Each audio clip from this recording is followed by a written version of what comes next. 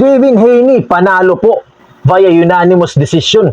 Grabe, ni-knockdown niya sa round number 2 yung champion na si Brian Norman Jr. Alam niyo ba guys, ginulpi nga po nitong si David Benavides yung challenger na si Anthony Yarde, kung saan nga po umabot lang to ng round number 7.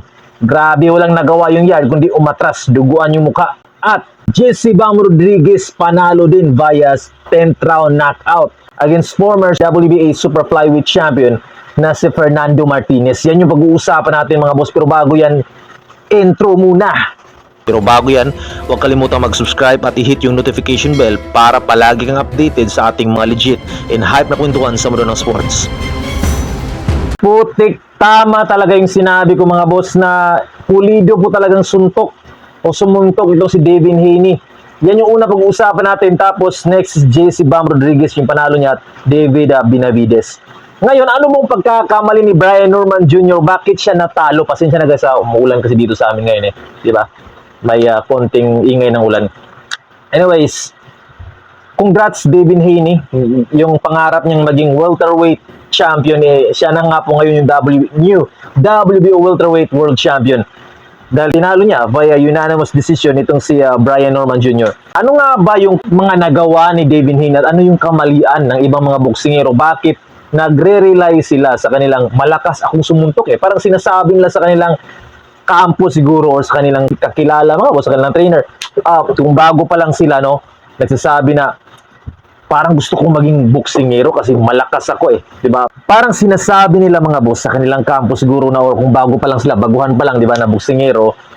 Bro, parang trip ko maging boksingero kasi feel ko malakas ako Boom, boom, boom. Pag nakatama ako, tulog Well, isang advantage yan. Pero hindi lang yan natatapos na masasabi nating magaling ka o pwede kang maging kampyon. Dahil sa boxing po, hindi lang to palakasan talaga, kundi pautakan din to. Diba, kailangan mo maging wise. Parang sa buhay, mga boss, hindi lang to pwedeng matibay ka lang, malakas. Kailangan mautak ka rin sa mga galawan mo. So, eto nga. Natalo nga po yung champion na si Brian Norman Jr. dahil yung Devin the Dream Haney, mga boss, mautak talagang lumaban. Okay, explain ko sa inyo bakit yung iba nagsasabi sayang yung pusta nila, di ba? Ako hindi ako pumusta Di ba? Nagbibigay lang ako sa inyo ng pag-aanalisa ko, reaction ko, komento ko, ano masasabi ko sa mga, di ba, labanan sa boxing. Pero hindi ako pumupusta mga boss. Dati pumupusta ako pero ngayon hindi ako pumupusta. Ngayon nga po, anong kamalian ng ibang mga boksingero like Brian Norman Jr., bakit sila natatalo? Malakas naman sila. Di ba nasasabi yung iba? Putik, malakas yung Norman Jr., dapat hindi yun natalo. Dapat hindi yun na-knockdown ng isang David the Dream Haney na hindi naman malakas sumuntok. Ano sabi mo? Kahit malakas ka o kahit hindi ka malakas sumuntok, pwede ka pa rin manalo talaga. Sweet science nga Di ba, pautakan to. Hindi lang to palakasan. At sasabihin ko sa inyo, bakit kahit malakas ka, hindi ka pa rin mananalo sa mautak lumaban. Magaling sa mga galawan, combination, may angulo. Di ba, maganda yung footwork. Wise fighter, tactical fighter like Devin the Dream Haney. I'm not a fan of Haney. Pero real talk lang mga boss, magaling siyang lumaban talaga, mautak. Okay, explain ko sa inyo. Ganito yung sistema o galawan ng ibang mga boksingero na malalakas at nagre-rely lang sila mga boss sa pressure style, pressure fighter. Like Norman Jr. Ganito Bakit sinabi ko sa inyo na yung Norman Jr. open sa counter, open for counter yung Norman Jr. Yung depensa niya, open po. Ganito kasi yung galaw ni Norman Jr. mga boss, dahil malakas siya Ganito. Di ba? So, open talaga. Yung katawan mo, yung panga mo. Di ba? Ganito Yung Norman Jr. Boom, boom, boom. Open ka. You're open, dude. What the F?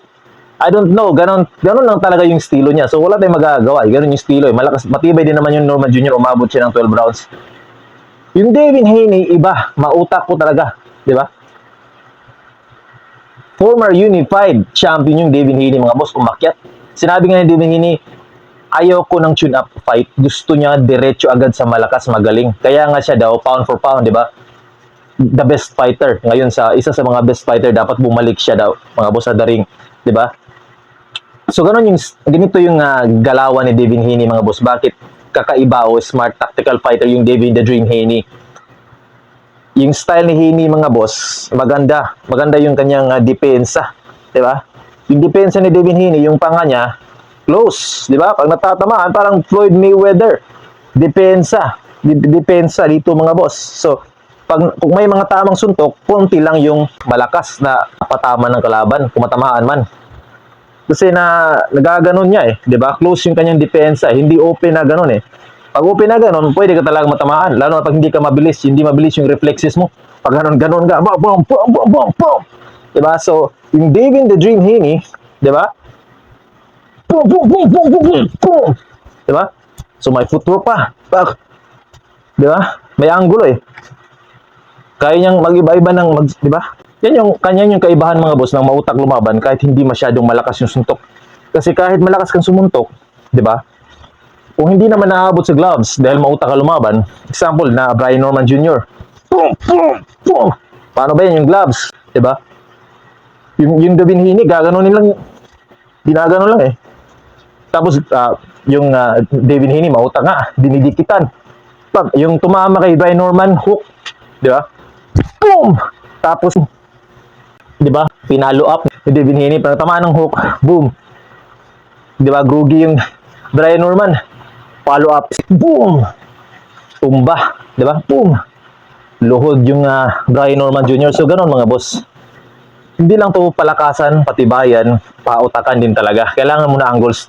Speaking of angles mga boss, congrats din kay Jesse Bam Rodriguez. Putik pa talaga yung galawan ng, 'di ba? Nasa pound for pound mga boss, best fighter sa buong mundo. Ang gulo yung ginamit hindi nakaporma yung Martinez mga boss na former WBA Super Flyweight World Champion. Tinalo si Jerwin Angkas, 'di ba, before twice, at yung Kasuto Ioka din twice din mga boss. Kahit napabagsak ni Ioka, wala pa rin kasi lamang sa puntos yung Martinez. Pero ngayon yung Jesse Bam Rodriguez, maganda rin yung angulo, yung depensa, putik.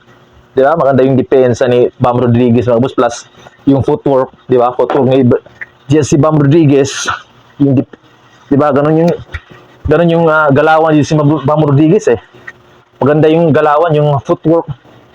Boom, boom, boom, boom, boom. 'Di ba? Maganda yung depensa. Malakas pa. Walang nagawa. Round 10, knockout po yung Martinez. So again, congratulations Jesse Bam Rodriguez, new unified or undisputed Super Flyweight World Champion mga boss. Again, Devin Haney, 3-division World Champion na ngayon dahil sa panalo niya, and then undisputed champion na yun si Jesse Bam Rodriguez. And ito yung main event mga boss, Benavides versus Yard. Alam niyo bakit hindi ako naglalabas ng personal opinion o reaction ko sa laban na to, Alicia mga boss? Dahil alam ko na hindi mananalo si Yard talaga kay Benavides. Binigyan ko lang siya ng chance, siguro mga 10%. Hindi na ako naglalabas ng video. Kasi former world title challenger itong Anthony Yard mga boss. Kaya former world champion, light heavyweight world champion Kovalev.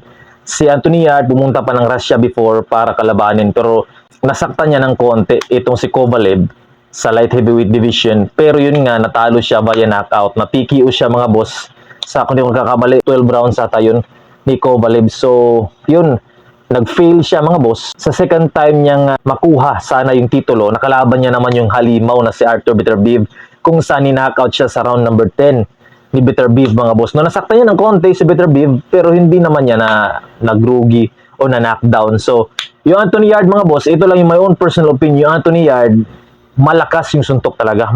Mas malakas nga yung knockout ratio nitong Anthony Yard. Kung di ako nagkakamali, 80+ % yung knockout percentage. Yung Benavides, mas bababa sa kanya. Pero hindi nga yan palakasan, mapautakan nga. Tumautak din ni David Benavides, at yung kanyang depensa, solid din talaga. Plus, volume puncher yung David Benavides. Hindi masyado yung footwork, pero mautak, matibay. Hindi kanya pahihingahin, di ba, sa suntok niya. So yan yung David Benavides. So again, congratulations na knockdown niya si Anthony Yard, na dumugo yung mukha, yung ilong ni Anthony Yard mga boss, dahil sa mga suntok na pinapatama nitong si David Benavides. Kala ko ititigil talaga ng doktor yun pero hindi, nag-survive pa rin si Anthony Yard. So kudos kay Anthony Yard mga boss. Sa round number 7, doon na talaga binanatan ni David Benavides, at tinigil na ng referee kasi hindi na siya sumusuntok Boom, boom, boom, boom, boom, boom, boom.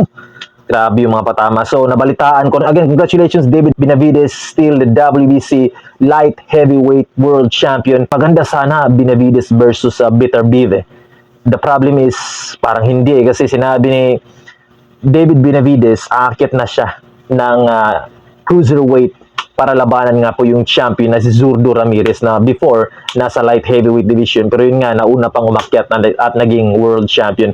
So magandang mga laban na napanood natin mga boss. So maraming salamat po sa inyong pagsubaybay sa ating channel mga boss, no, at para palagi kang updated sa ating mga legit and hype kwentuhan sa mundo ng boxing, huwag kalimutang subscribe. Eljun nga pala, ang #1 supporter ng mga Filipino boxers mga boss. Boom, boom, boom, boom, boom, boom. Diba? Subscribe na. And maraming salamat sa mga subscribe. Yun lang mga boss. Salute. Peace out. Boom!